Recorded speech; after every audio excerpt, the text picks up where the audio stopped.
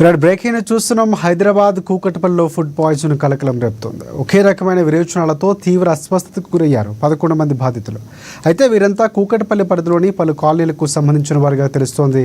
అయితే అస్వస్థతకు సంబంధించినటువంటి అంశాన్ని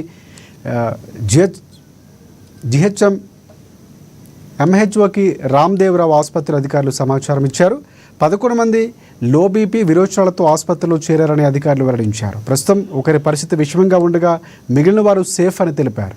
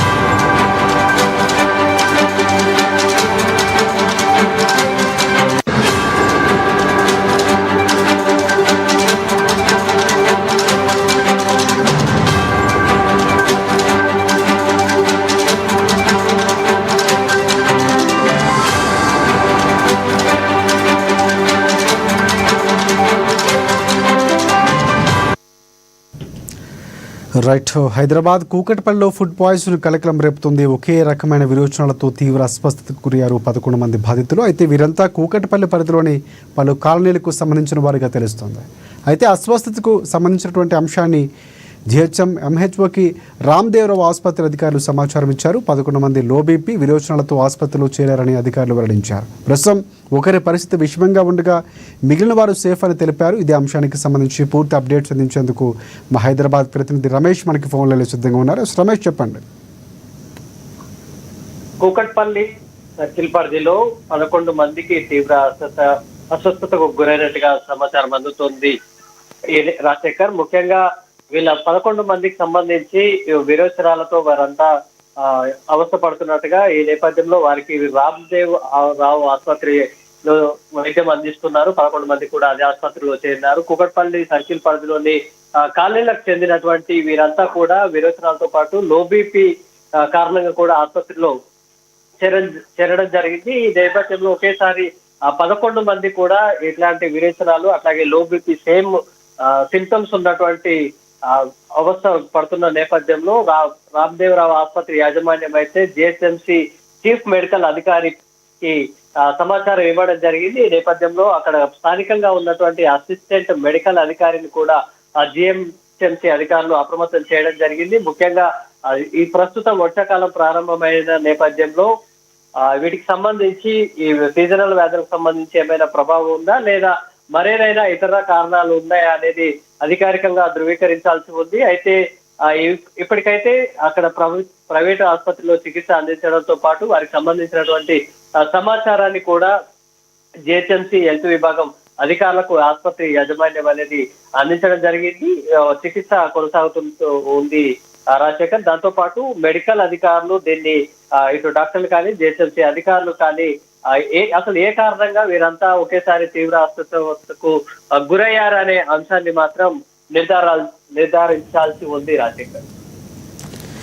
రైట్. ప్రధానంగా అంటే కల్తీ కళ్ళు అన్నటువంటి వార్త కూడా తెలుస్తుంది. ప్రధానంగా అంటే ఎక్కడి నుంచి సరఫరా అయింది, ఎంతమంది ఏంటనేది ఏమైనా తెలుస్తుందా? సో ఎందుకు గోప్యంగా ఉంచుతున్నటువంటి వివరాలు ఏమైనా మనకు అప్డేట్స్ ఉన్నాయా?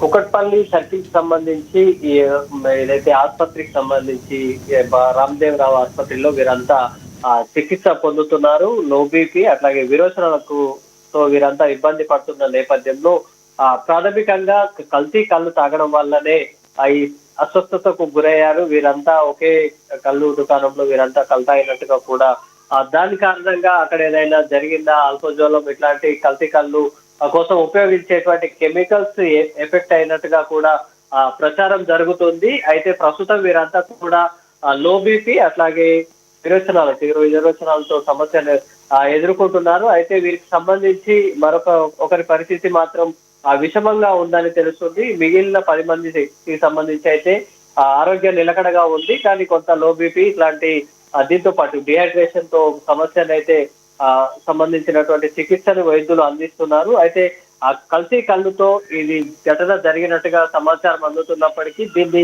ఆసుపత్రి డాక్టర్లు కానీ ఇటు జిహెచ్ఎంసీకి సంబంధించినటువంటి మెడికల్ అధికారులు మాత్రం ఇంకా అధికారికంగా నిర్ధారించాల్సి ఉంది. రాజశేఖర్, రైట్. అంటే ఎక్కడ కల్తీ తీసుకున్నారు, ఏమైనా అప్డేట్స్ ఏమైనా అందుతున్నాయి? అంటే గోప్యంగా ఉంచుతున్నట్టు కూడా తెలుస్తుంది. సో ఎక్కడ ఏంటి అంటే వాళ్ళు ఏమైనా ప్రభావం చూపిస్తున్నారా, బయటకు వివరాలు రాకుండా అన్నటువంటి ఏమైనా అప్డేట్స్ ఉన్నాయి మనకి? ఇప్పటికైతే అట్లాంటి సమాచారం అయితే మనకు లేదు రాజశేఖర్.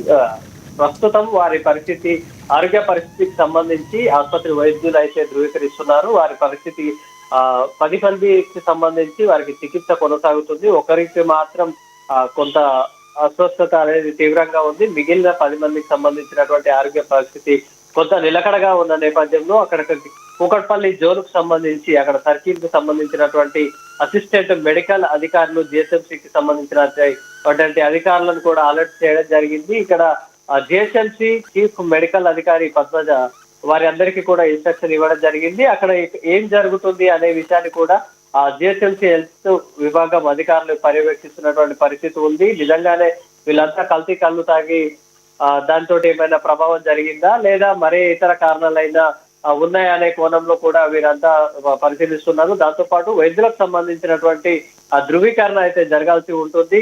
దీంతో పాటు జిహెచ్ఎంసీ ఒకే సర్కిల్ కి సంబంధించినటువంటి కూకట్పల్లి సర్కిల్ కి సంబంధించినటువంటి వ్యక్తులు వీరంతా అక్కడ ఉండేటువంటి కాలనీలకు చెందినటువంటి వ్యక్తులుగా గుర్తించడం జరిగింది. వారికి ప్రస్తుతం అయితే చికిత్స కొనసాగుతుంది. Rajasekhar, right. Thanks for updates Ramesh.